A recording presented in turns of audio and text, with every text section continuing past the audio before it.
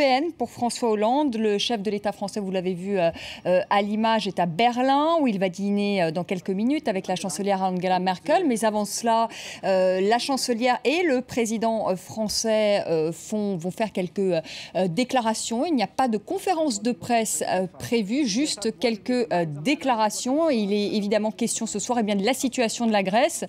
Dans un entretien publié dans Le Monde, daté de ce vendredi, le Premier ministre grec, Antonis Samaras, demande un délai supplémentaire de 2 ans pour rétablir les comptes publics. Nous avons besoin d'air pour reprendre notre souffle, dit-il. Alors Angela Merkel va-t-elle accepter cette requête ? La chancelière allemande vient de déclarer il y a quelques minutes que tous doivent respecter leurs engagements. François Hollande va-t-il arriver à la convaincre ? La sortie de la Grèce de la zone euro est-elle imminente ? On en parle ce soir avec Eli Cohen. Bonsoir. Vous êtes directeur de recherche au CNRS, professeur à Sciences Po, membre du Conseil d'analyse économique et vous êtes par ailleurs l'auteur de Penser la crise et c'est aux éditions Fayard. Avec nous Jean-Paul Betbès, bonsoir. Vous êtes chef économiste au Crédit Agricole, auteur de 100 jours pour faire et défaire la France et c'est aux éditions PUF, Presse universitaire de France. Christophe-Alexandre Paillard, directeur de recherche en économie internationale à l'Institut Choiseul, un think tank de relations internationales, auteur des Nouvelles guerres économiques et c'est aux éditions Offris. Et puis en duplex de Bonn, Alexander Lambsdorff, bonsoir, merci d'être avec nous. Vous êtes allemand, vous êtes député européen, vice-président du groupe de l'Alliance des démocrates et des libéraux pour l'Europe. Vous êtes membre du Parti libéral, le FDP, et vous participez à la coalition d'Angela Merkel. Alors avant de commencer ce débat, ils ont besoin d'air, les Grecs, baisse des salaires, des retraites, des prestations sociales. Ils sont au bout des sacrifices exigés. Écoutez-les. Si le Premier ministre Antonis Samaras peut obtenir plus de temps, les choses seront un peu meilleures que ce qu'elles sont aujourd'hui. En général, les choses ne tournent pas très bien. Je dis ça par rapport à mon expérience personnelle. J'ai 46 ans et je suis au chômage depuis 2 ans. J'avais ma propre compagnie et aujourd'hui je suis sans emploi. La Grèce ne peut plus continuer comme ça. Il est impossible de payer une dette exorbitante et plus particulièrement pour les agriculteurs, les ouvriers et les petites et moyennes entreprises. Même si Dieu descend, il ne serait pas en mesure de réaliser ce miracle. Alors, pas de sentiment pour Wolfgang Schäuble, le ministre des Finances allemand, qui, lui, refuse de donner un délai supplémentaire. On l'écoute. Du temps supplémentaire n'est pas une solution au problème. La question est de savoir comment retrouver la confiance.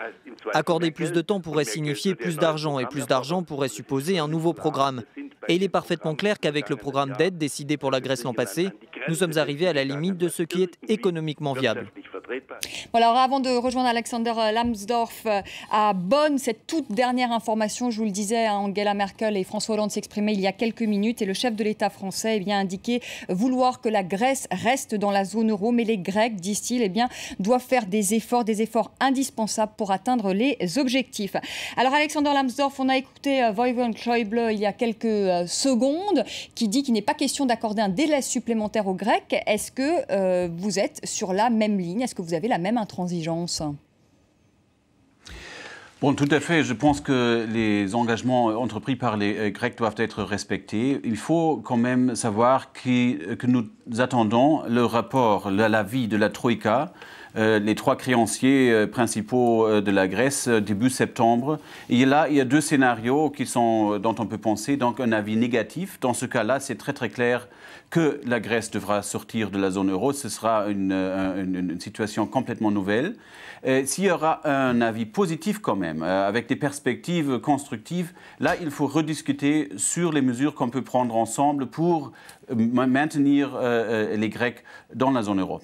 Alexander Lambsdorff, mais aujourd'hui, Antonis Samaras a fait une requête. Il a demandé 2 ans supplémentaires et il dit que ça ne va pas coûter finalement plus d'argent si le pays, justement, renoue avec la croissance. Bon, je ne suis pas sûr s'il a vraiment raison que ça ne coûtera pas plus cher. Parce que pour les finances publiques grecques à présent, selon son propre vice-ministre des Finances, la situation s'est déjà développée d'une manière très très négative.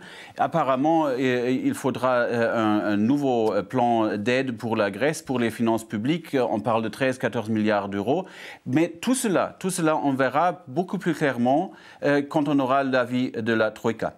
En tout cas, il y a une chose qui est sûre, Alexander Lamzorf, c'est qu'aujourd'hui, ça ne va pas mieux pour la Grèce. On va en reparler tout à l'heure. Alors peut-être qu'il faudra peut-être aussi changer de méthode. On en parlera avec nos invités. Eli Cohen, est-ce que vous comprenez cette position allemande qui est quand même relativement intransigeante? On a entendu Wolfgang Schäuble. Un peu plus tôt, il y a quelques minutes, Angela Merkel a dit exactement la même chose. Il faut attendre le rapport de la Troïka. Et pour l'instant, la chancelière n'est pas prête à accorder un délai supplémentaire. Non, je trouve tout à fait normal qu'on attende le rapport de la Troïka. C'est une bonne guerre. Et je trouve tout à fait normal que quand on commence une négociation, on affiche des positions maximalistes. Enfin, il faut être sérieux 2 minutes. La situation, c'est que le taux de chômage en Grèce a triplé depuis 2008. La réalité, c'est que la croissance en Grèce est négative, de moins 6% depuis 3 ans chaque année.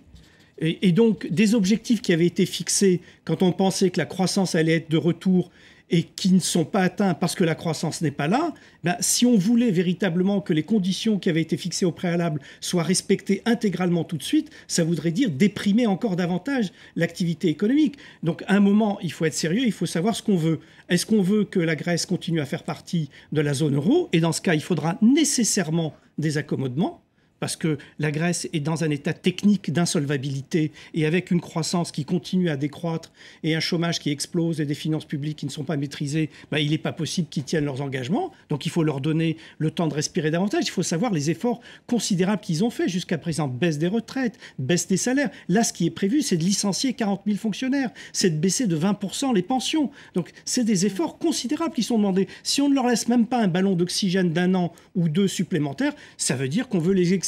Or, je crois qu'il n'est dans l'intérêt de personne d'expulser la Grèce de la zone euro aujourd'hui. Et ça tient la route quand Antonis Samaras dit si vous nous laissez 2 ans supplémentaires, ça nous permettra peut-être de renouer avec la croissance et donc on vous demandera moins d'argent? Non, pas de renouer avec la croissance malheureusement, mais d'étaler un peu l'effort, de lisser l'effort.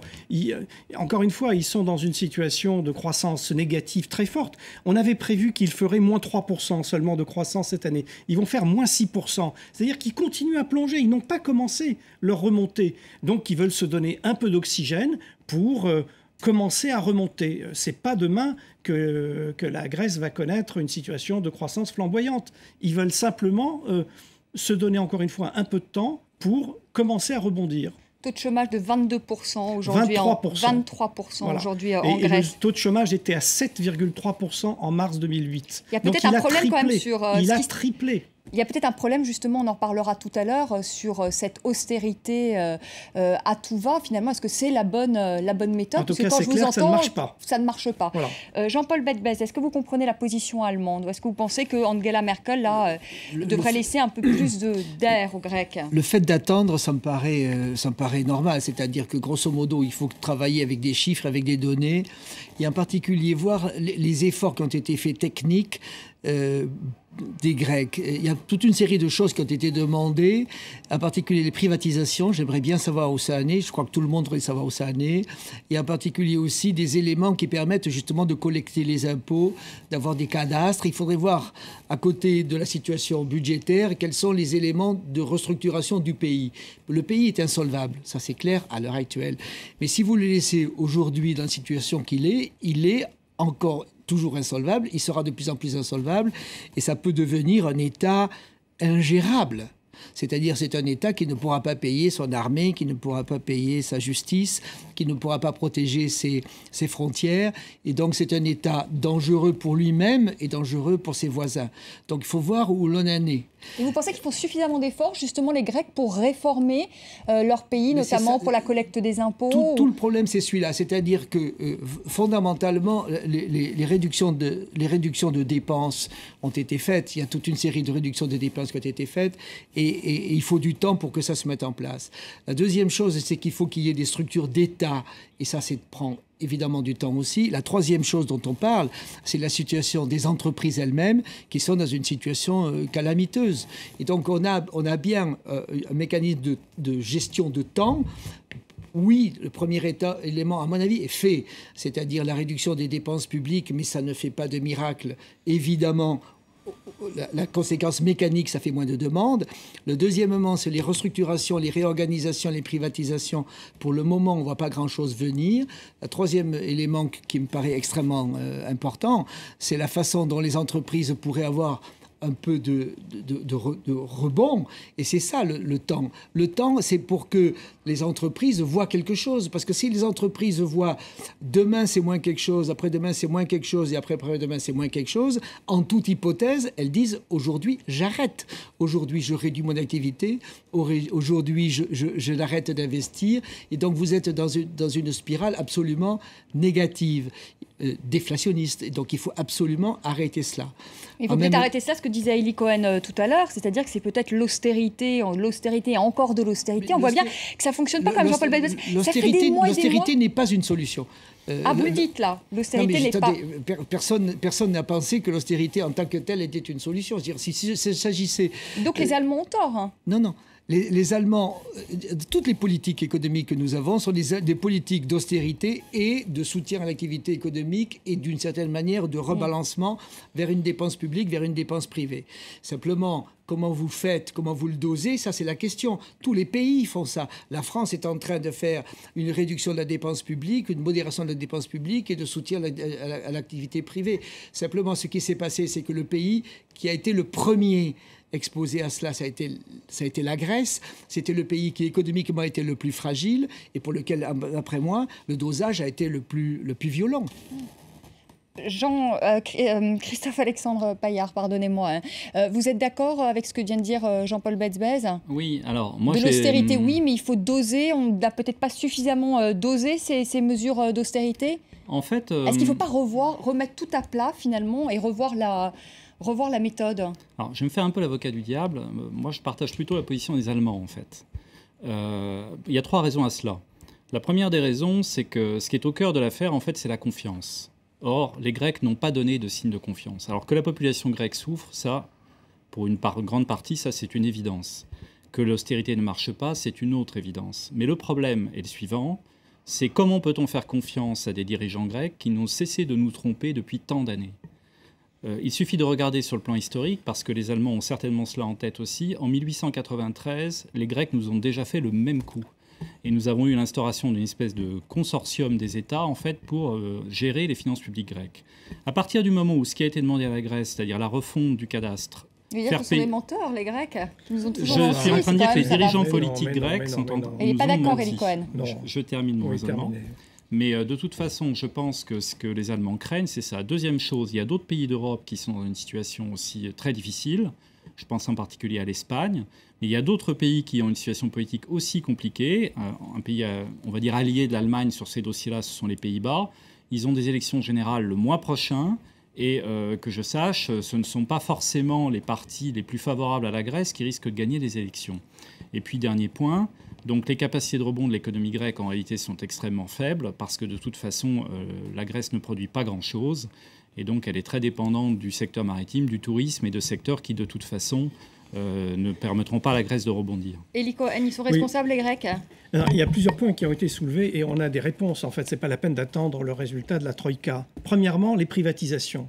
Il était prévu effectivement que les Grecs exécutent un programme de privatisation de 5 milliards par an qui a été révisé ensuite à 3 milliards. Je suis ça parfaitement. Exactement, je sais. Et ils n'ont même pas fait 500 millions. Donc, tu as tout à fait raison, le programme de privatisation ne se réalise pas. Mais pourquoi ? Pour une raison très simple, dans une économie très déprimée, quand il y a une incertitude radicale sur l'avenir, quand on se demande tous les matins si la monnaie ne va pas sortir du système de l'euro, quand on se pose des questions fondamentales sur le degré d'intervention de la Banque centrale européenne, quand le système bancaire grec est subclaquant, est au bord de l'effondrement total, comment voulez-vous qu'on puisse réaliser des privatisations ? Alors, deuxièmement, le cadastre. Tout le monde sait, et ça a été une découverte terrifiante, que la Grèce n'avait pas de cadastre. Et on a toute une série d'explications historiques sur le pourquoi de ça. Instaurer un cadastre, ça prend énormément de temps. On le sait en France, par exemple, pour la révision des bases du cadastre, on met 10 ans pour réviser les bases d'un cadastre. Alors pour en constituer un et le tenir, ça ne se fait pas en 24 heures. Troisièmement, sur l'argument de la confiance. Moi, c'est un argument qui me fait toujours sourire. Qu'est-ce que ça veut dire, l'argument de la confiance ? Ça veut dire que les Grecs sont menteurs professionnels et donc on ne peut pas leur accorder confiance? Est-ce que les actes qu'ils ont produits ne sont pas suffisants? Est-ce qu'on sait ce que ça provoquerait en France si on décidait demain matin de baisser les retraites de 20% après les avoir déjà baissées? Est-ce qu'on sait ce que ça provoquerait en France si on disait qu'il y avait 100 000 fonctionnaires qu'on allait défonctionnariser? Donc il faut être sérieux. Les Grecs font des efforts considérables. Simplement, les données fondamentales, elles ne bougent pas facilement et elles ne vont pas bouger facilement. Et donc, effectivement, il faut changer de méthode radicalement. C'est-à-dire, si on ne pratique que la politique d'austérité, compte tenu du fait que la Grèce est déjà insolvable, comme ça a été dit par Jean-Paul tout à l'heure, elle sera encore plus insolvable demain. Donc, si en même temps, on ne fait pas un effort massif pour développer l'activité économique en Grèce, en faisant des investissements, en aidant ce pays à repartir économiquement dans une situation où le crédit ne fonctionne plus, où plus personne n'est prêt à investir. En d'autres termes, si on ne fait pas ce qui a été fait après la Deuxième Guerre mondiale, c'est-à-dire apporter de l'argent frais extérieur pour investir dans des activités. On peut investir en Mais Grèce? il y a toute une série d'activités où Comme on quoi peut, par exemple, les énergies renouvelables, on peut considérablement développer les énergies renouvelables et avoir des plans pour faire des compensations énergétiques avec des pays qui ont besoin d'électricité. On peut développer les activités touristiques, commerciales, etc. Il y a des tas de choses qu'on peut développer en Grèce, mais le problème aujourd'hui, c'est que les banques ne prêtent plus rien à personne. Donc, il n'y a pas de miracle. Et donc, même les prévisions relativement optimistes de croissance qu'on pouvait faire en début d'année, c'est-à-dire une décroissance de moins de 3%, ont dû être révisées à la baisse et on continue à plonger. Donc, les thérapies inefficaces resteront des thérapies inefficaces. Alexander Lambsdorff, je voudrais que vous réagissiez quand même à ces thérapies inefficaces. On dit que c'est inefficace depuis des mois et des mois. Pourquoi les Allemands, finalement, n'admettent pas cette inefficacité? Ils disent pas, mais peut-être qu'il faudrait changer de méthode et on continue. Peut-être qu'on va aller droit dans le mur, finalement, avec cette méthode. Oui, la discussion chez nous, c'est un peu la discussion, comme M. Cohen l'a dit, il faut être sérieux. Quel est l'antipode à une politique d'austérité? C'est vraiment l'augmentation des dépenses publiques pour inspirer des investissements, pour augmenter le développement économique, mais quand même, tout cela ne se déroulera pas au sein de la zone euro sans violer les critères, mais massivement. Et si on pense par exemple quelques exemples, le cadastre, bon, bien sûr que ça prend du temps, mais la Grèce a obtenu des millions, des centaines de millions d'euros dans la décennie derrière nous, pour établir un tel système. Le fait que la privatisation ne fonctionne pas maintenant, c'est lié au cadastre, bien sûr. Mais les Grecs ont eu l'occasion d'établir un système. L'énergie renouvelable, je suis tout à fait d'accord, on peut le développer, mais il faut résoudre le problème de la transportation. Qui achètera cette énergie renouvelable? Donc il y a vraiment une discussion qui doit être menée au sérieux parce que, là j'ai vraiment peur, c'est que ce que M. Bedbez a dit, la Grèce peut devenir un État ingérable. Et là, il faut être absolument clair. Même si la Grèce sortira de la zone euro, elle ne sortira pas de l'Union européenne. Elle profitera de la solidarité européenne, mais peut-être pas dans la zone euro, mais certainement dans l'Union européenne, parce que c'est un pays pour lequel nous avons une responsabilité. On va faire une pause, on va se retrouver dans un instant pour la deuxième partie de notre débat qui est consacrée donc ce soir à la rencontre entre François Hollande et Angela Merkel. Et il est question évidemment de la Grèce. Et nous, dans la deuxième partie du débat, nous nous poserons justement cette question. La sortie de la Grèce de la zone euro est-elle inévitable? Nous poserons la question à nos invités. À tout de suite.